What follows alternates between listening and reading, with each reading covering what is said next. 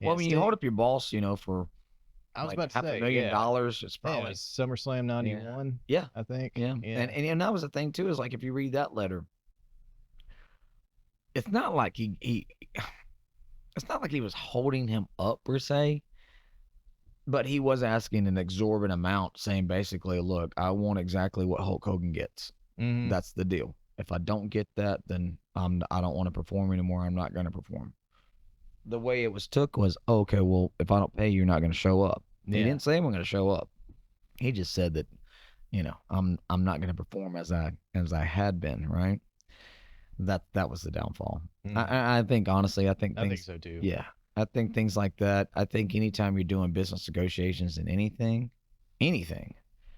waiting to the last minute never works out Mm-hmm. ever, especially on a big thing like that. That's something that it that I mean, look at Montreal. right, You know, right. I mean, it's like, oh, I'm not doing that. Well, I'm not doing that. Okay, well now it's like an hour from now, so we got to do Should I something. do this right? And I love Brett, but damn, there's a lot of different ways that could have been worked out. Absolutely. The same with Warrior, though. I mean, like, the Warrior, if I'm not mistaken, I think he was champion at that time.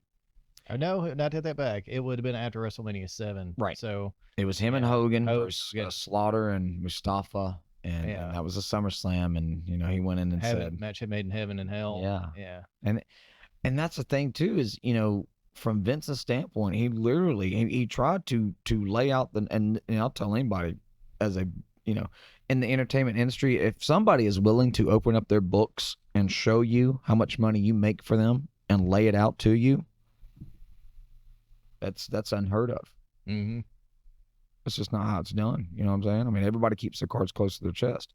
Vince McMahon literally, because Warrior's like, well, I was champion. I made this much money. I mean, I want to be considered as much as Hulk Hogan. Vince was trying to explain to him, you've only been in the company this long. You've only been champion this long.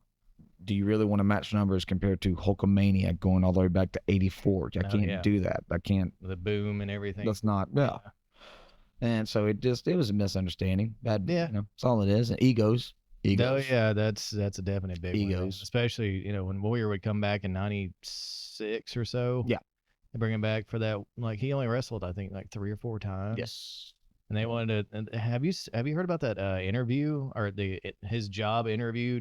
Technically, he went with a meeting with Jim Ross, Jim Cornette, and it was somebody else. Yeah. I can't remember, but oh my God, like, they were basically negotiating this deal, and he was like, all right, well, I have this word called distrucity. Distrucity. Yes. Distrucity. And I'm not going to sign. And, like, I don't even know what the fuck it Right. is. Because it's what it is. It's just a made up. It's just something. Yeah.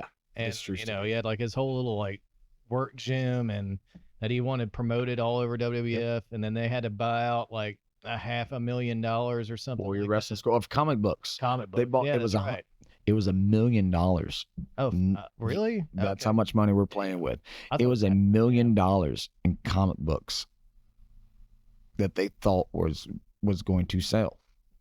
Warrior thought it was going to sell. Yeah, I mean, it was, and boy, and that's one thing, that's one of like the running jokes. How many copies of those damn comic books are still sitting in the warehouse at WWE archives? I mean, just they're there. Mailing them out to people, right? And but that's a beautiful thing. Okay, so here you go. There's a Vince McMahon for you. I may lose money, because anybody be like, well, just get rid of them. Hell no.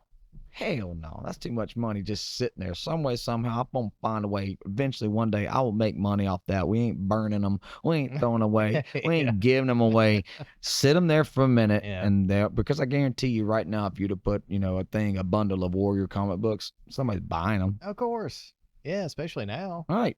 I mean, yeah, and they'll just be, but until then, I guess they'll sit next to the SmackDown fist. Yes, man. Dude, nice. The SmackDown fist.